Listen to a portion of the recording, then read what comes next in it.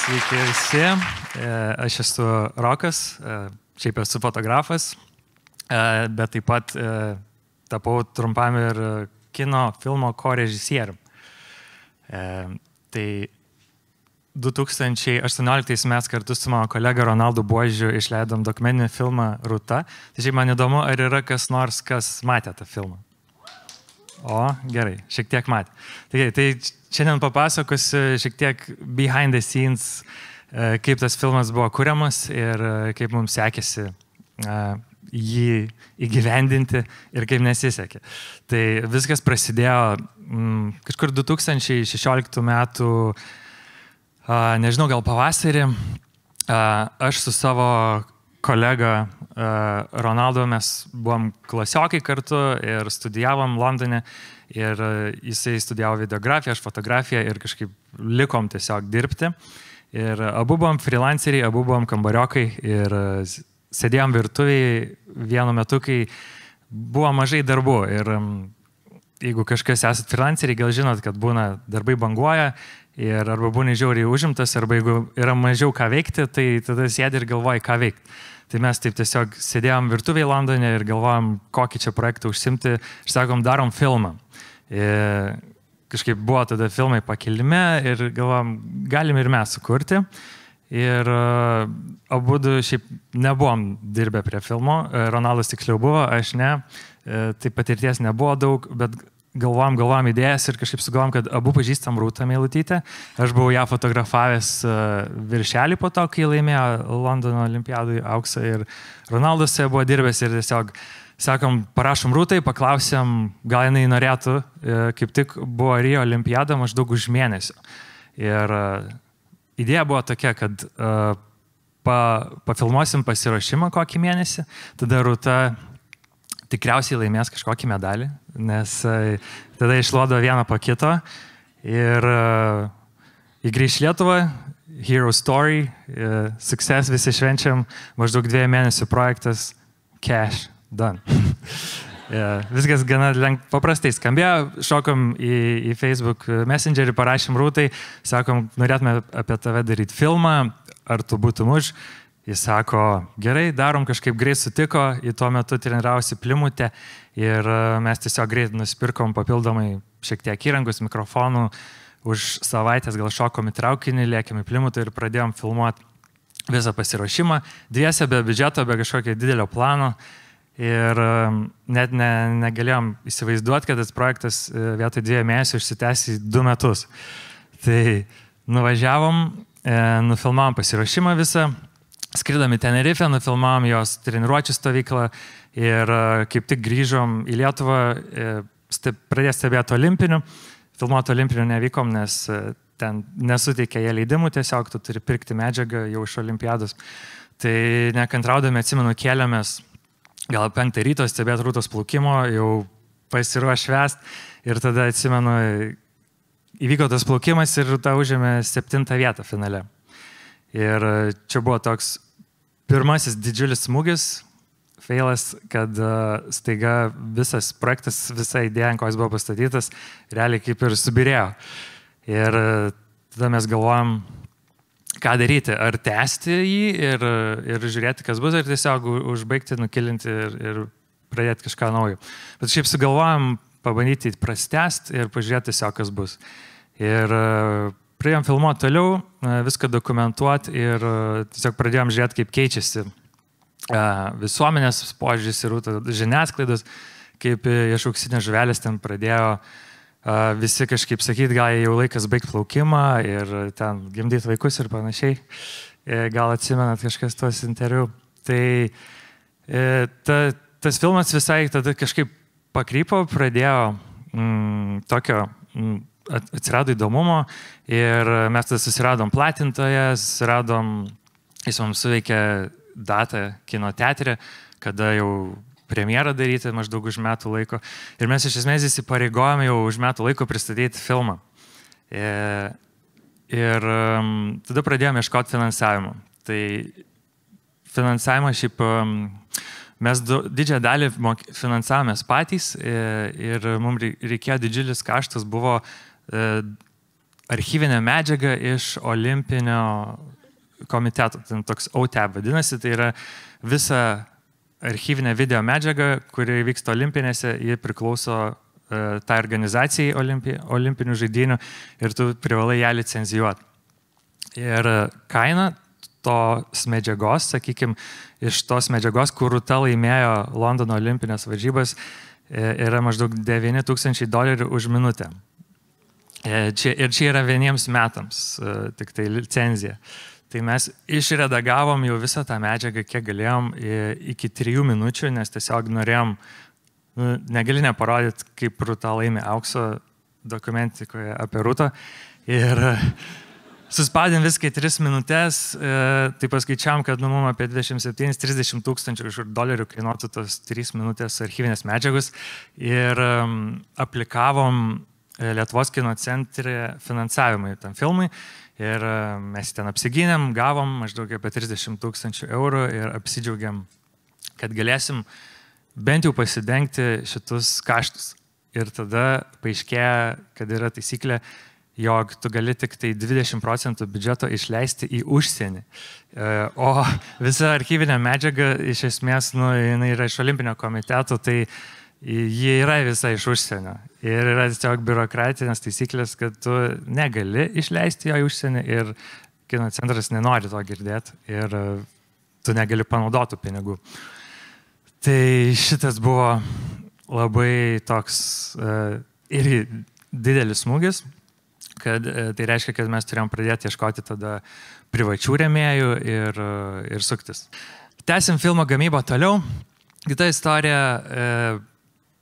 buvo Rūtos treniruočių stovykla. Jinai vyko Turkijoje tokia mieste Beleko miestas vadinasi. Ir mes suplanavom su Ronaldu, kad skrisim filmuoti jos treniruočių stovyklos. Susirašėm su Rūta, jinai sakė, kad ten bus, viską suderinom, komunikacija buvo šiek tiek lėtesnė su ją, jinai lėčiau atrašinėdavo, bet aš atsimenu, tą dieną skridau iš Londono, Ronaldas skrido iš Lietuvos ir vykstam į oro uostą ir aš pirmą kartą gyvenime pamiršau pasą. Keliauju visą laiką, atvykstu oro uostą, žiūriu, kad neturiu pasą.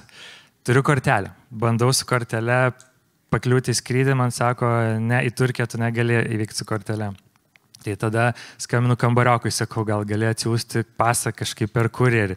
Nebespėjom, žodžiu, prarandu tą skrydį, sėdžiu ant laptopo, nusipirku naują skrydį, grįžtu namo, pasiemu pasą, važiuoju oro uostą, išskrendu į Turkiją, nuvažiuoju su taksi į viešbutį, sutinkam su Ronaldu, parašom Rūtai, kad labas Rūta, mes jau čia. Rytoj, kada galim pradėti tave filmuoti, ir Rūta tiesiog atrašo tuo metu, wait guys, sako, čia šį mėnesį? Sako, aš esu Farerų salose. Jis sako, gal čia galite atvaryti? Pasižiūrėjom, sakom, fuck, ne, negalim atvaryti, nes visiškai ta kitoj pasaulio pusėje. Ir galvojom, nu okei, labai nefainai, bet gal bent patostogausim. Tai išėjom į tą Beleką, ten visiškai nieko nėra, toks kaimas. Gal 2 dienas ištvėrėm vietoj savaitės ir žodžiu, aš turėjau skrydį jau atgal nupirktą, tai pirkau dar 4 skrydį, kad grįžti anksčiau iš Londono. Ir jau ties to momentu galvojau, kad nežinau, ar tęsiu šitą filmą, bet kažkaip tiesiog buvom įsipareigoję, tiesiog Forum Cinemas pristatyti, tai čia yra vienintelė priežastis turbūt, kodėl ištvėrėm iki galo tą visą gamybą. Šiaip skaidrės nelabai susijusios, bet galiu parodyti šiek tiek užkulsių. Toliau jau filmas buvo šiaip didžioji dalis nufilmuota jo ir buvo likę gal 4 mėnesiai iki premjeros. Ir jisai toks buvo, šiek tiek nelabai buvo įdomi istorija, kai tu pradedi dokumentiką apie esamą kažkokį tai įvykį, kuris dar vyksta, ne retrospektyvai, tai tu nelabai žinai, kokia ta istorija iš tikrųjų bus, tu leidai ją įvykti tiesiog. Ir ji nebuvo pakankamai stipri, bet Rūta grįžo į Lietuvą ir jinai mums tada atsivėrė apie psichologinės kliūtis ir sunkumus savo, apie mental health ir kažkaip mes paklausėm, sakom, čia labai gera tema, labai mažai kas apie tai kalba, gal tu norėtum apie tai papasakot prieš kamerą, kad žmonės prastų, dėl ko tau, tai buvo sunku šitas paskutinis periodas ir jinai sutiko. Ir tada gausi, kad mes turėjom realiai perfilmuoti trečdalį filmo, nes mes paėmėm iš jos interviu ir jisai baigėsi tokia, tikrai sunkia, heavy nata ir galvojom, mes negalim taip užbaigti jo. Tai staigiai dafilmuojam daugiau interviu ir bandom dar kiek spėjam, nes jau yra deadline, kada turi priduoti, dafilmuoti kiek įmanoma. Ir vienintelis buvo mūsų šansas likęs, atsimenu, buvo Europos čempionatas plaukimo Kopenhagui. Jisai vyko gruodžio mėnesį, o mūsų kino premjera buvo pačioj kovo pradžioj. Tai mes galvojom, kad, jeigu į ten ir kažką bent laimėtų, tai gal ir galėsim kažkokį pozityvų galą, filmo pabaigą padaryti. Ir tai visiškai vabank, nebelabai buvo laiko kažką permontuoti. Tai mes susimontavom vieną versiją filmo jau galutinai ir sakom, jeigu kažkas keisis, tai dar greitai permontuosim. Ir tada vykom į Kopenhagą ir jeigu prisimenat istoriją, kad nelabai išėjo mums pasidengtų kaštų iš to už finansavimo, tai galvojam gerai, visas keliones susimokėjom iš savo kišenės, tai pagaliau paskutinę kelionę į Kopenhagą, kaip žmonės nuskrisim, pasimsim viešbutį, išsinuomosim ir pasidengsim. Ir tada mūsų prodiuserė sako, kada varot, sako, gruodžio antroje pusėje, sako, čia yra buhalterinė juodoji skylė, kai pasibaigia kažkokios deklaracijos jau tiem metam, bet neprasidėjo kitiem, tai jūs kaip ir negalit nurašyti išlaidų čia. Tai eilinį kartą tiesiog susimokėjom už kelionę, nuvykom ir Rūta laimėjo 2 aukso medalius tam čempionate.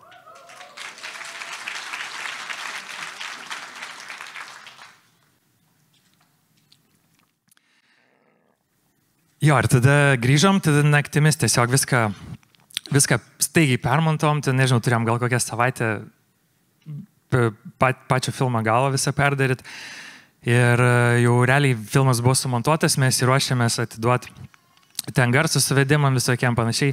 Ir tada atsimenu, man skambina Rūtos tėtis. Mes su jo turėjom tokį, šiaip neblogą, bet gan komplikuotą santykį. Ir Rūtos tėtis sako, norėčiau, kad išimtumėt mane iš filmų. Aš sakau, kodėl? Sakau, tai filmas baigtas montuoti. Sakau, jūs net nematėt, kaip mes jūs ten parodom, gal aš jums galiu atsiųsti medžiagą. Sako, ne, išimkit mane iš filmo. Ir realiai mes nebegalim išimti jo iš filmo, jis jau priduotas yra tolimesniem procesam ir jisai sako, pagrasino iš esmės vos neteisininkais, galvoju, kaip čia veikia, nes Rūta buvo mūsų kaip ir ko-prodiuserė, mes 3 iš esmės jį darėm. Tai buvo irgi toks didžiulė panika, bet su Rūtos teisininkų pagalba ir šeimos pagalba kažkaip pavyko išgelbėti šitą dalyką. Bet tas periodas tai buvo tiesiog gaisrai vienas po kito, deadline'as artėja, premjera yra, tu jau ten reklamuoji premjerą, bet dar visokių kliučių atsiranda. Tai išsprendėm su Rūtos tėčiu ir, žodžiu, važiavom, liko padaryti garso suvedimas. Toks yra dalykas, kai tu ten garso takelį išskaidai į Dolby ten 5 kanalus ir panašiai parašy kino teatrui.